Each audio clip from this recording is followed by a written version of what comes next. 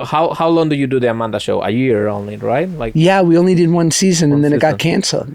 And then this is something that I've seen a lot in your shows. Not we'll get to that. That a lot of the shows that you are in get canceled quickly. What a segue. But wait a second, like, but then at 15 you have your own show. Yeah. That's insane. I mean, how many people have a show at 15? Like 5 people? Just me and Keenan Cal. Right. Yeah. And Amanda. So was that like, I'm living the dream, this is it?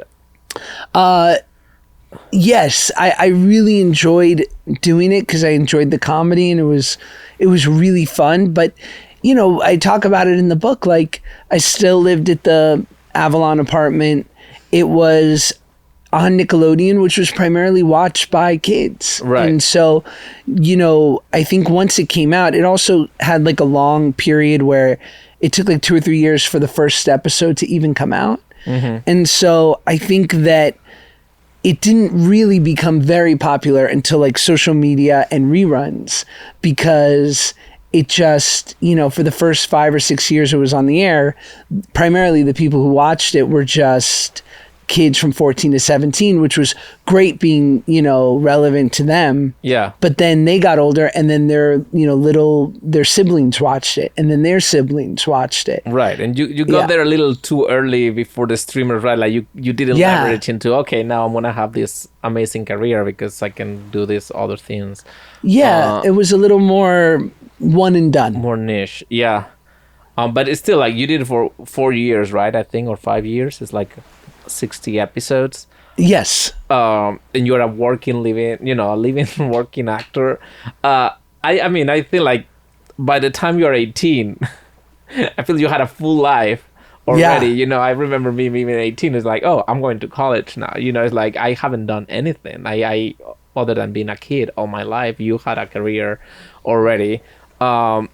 So after, do you think like the Drake and Josh show is the thing that people will always identify you with? Is this something that you know, it means so much to many people that there is like, I don't know, is your Indiana Jones, if you're Harrison Ford?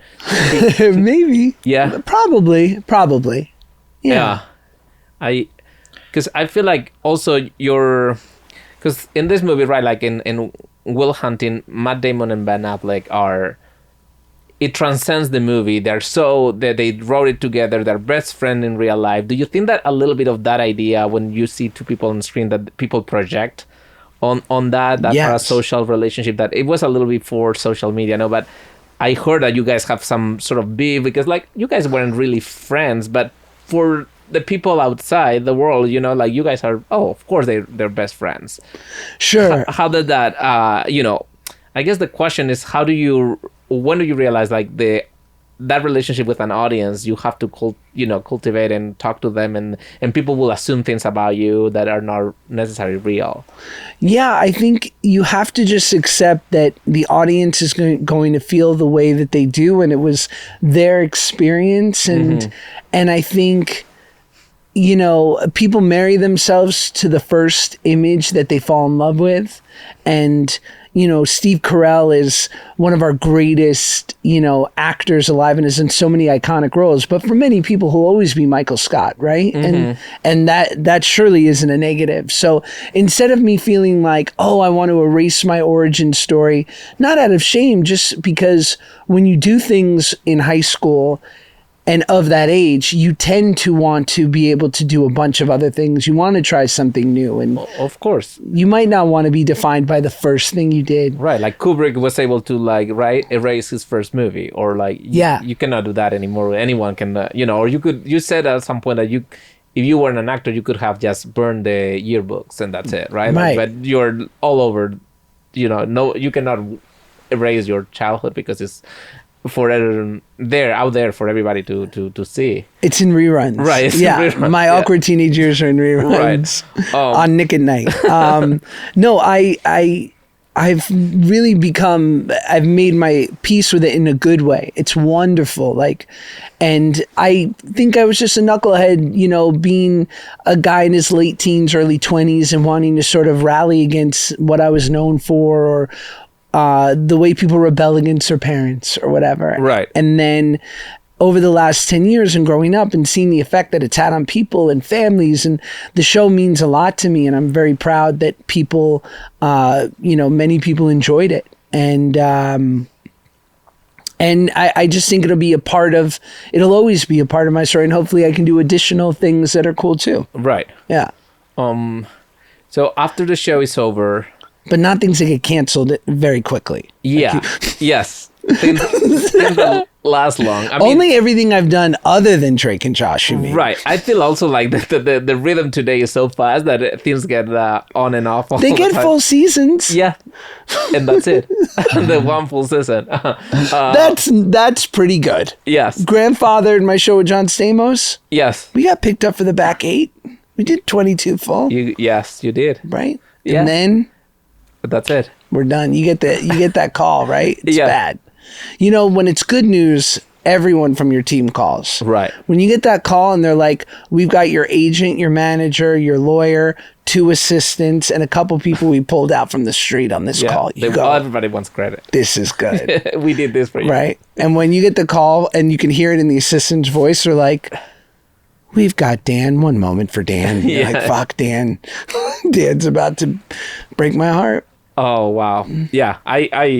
I think being an actor is such a difficult, emotional roller coaster that if you don't have everything in your head, that's what I'm thinking, like growing up as a child actor, although you don't like that kind of label, but it puts you in a position of like, okay, at what point am I going to go crazy? And I see it in so many people that is like, well, you had your moment too when I guess after 18 you just went crazy. Yeah. Or I don't know if that was the result, but so you finished the show, you lost 127 pounds. Yeah.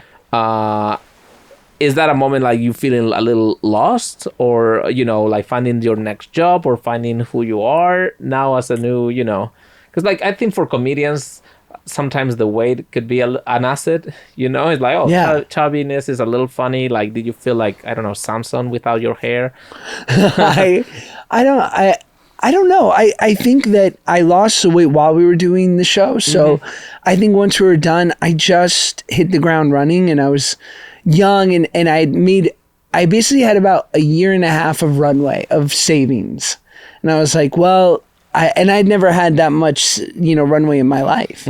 So it seemed like enough time to find something, and I did, but I didn't know that it was going to happen that quickly. But, I booked this movie called The Whackness within a year, and it won Sundance, and it was with my favorite actor. So it was like, in a weird way, even though after that movie, I'd go through, 5 or 6 years of like very challenging, feeling like I wasn't finding the right parts or wasn't booking the jobs I wanted to. Having that happen when I was 20 and like very much validate, like, no, you can play at this level. You just need the opportunity. Right. And you have to hopefully be the right guy for it and whatnot.